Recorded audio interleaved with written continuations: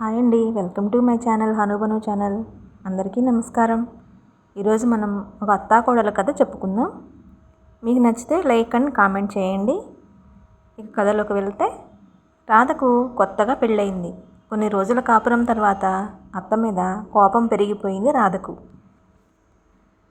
ప్రతి పని తనకే చెబుతుందని, తన భర్తకు తనకు మధ్య చిచ్చు పెడుతుందని, తనను తక్కువ చేసి చూస్తుందని, ఇలా రకరకాల కారణాలతో అత్తను చూస్తేనే చంపేయాలన్నంత కోపాన్ని పెంచుకుంది కొత్త పెళ్లి కూతురు. ఓసారి అత్తాకోడళ్ల మధ్య పెద్ద గొడవైంది.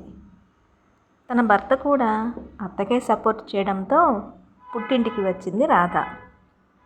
ఇంటికొచ్చిన రాధ తండ్రితో, నాన్న, మా అత్తను చంపాలి, దానికోసం ఏమైనా ఉపాయం చెప్పు అన్నది.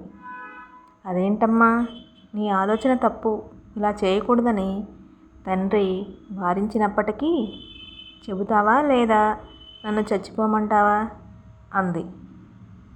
కూతురి ఆవేశాన్ని అర్థం చేసుకున్న తండ్రి, సరే ఇదిగో ఈ పౌడర్ రోజు మీ అత్త తినే అన్నంలో కొంచెం కొంచెం కలుపుతూ పో. ఇది విషం కాబట్టి కొన్ని రోజుల తర్వాత మీ అత్త చనిపోతుంది. అప్పుడు నువ్వు హ్యాపీగా ఉండొచ్చని తన తయారు చేసిన పౌడర్ ప్యాక్ చేసి కూతురికి ఇస్తాడు తండ్రి. కానీ ఓ షరతు, ఈ విషయం ఎవ్వరికీ తెలియొద్దు.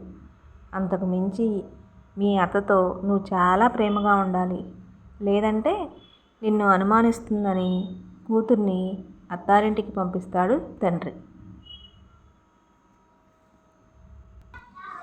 ఇక మెట్టినింటికి వచ్చిన కోడలిలో చాలా మార్పు కనిపిస్తుంది అత్తకు.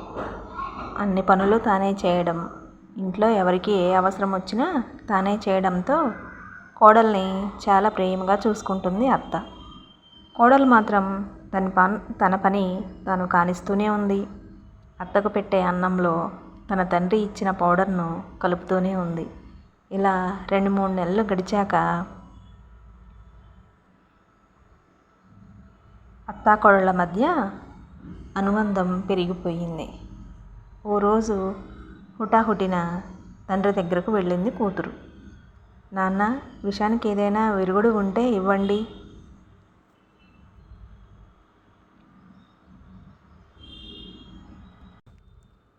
మా అత్త చాలా మంచిది, నన్ను కూతురు కంటే ఎక్కువగా చూసుకుంటుంది.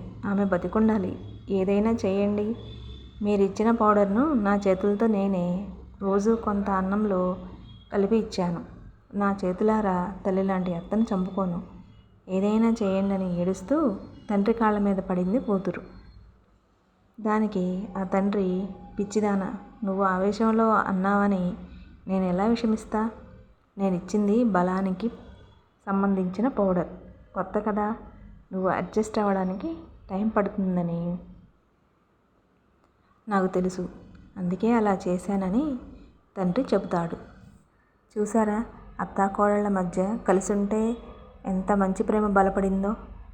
అందరూ అత్తలు ఇలా ఉండి అందరు కోడళ్ళు ఇలా ఉంటే కోడలికి తల్లి లేని లోటు, అత్తకు కూతురు లేని లోటు తీరిపోతుంది.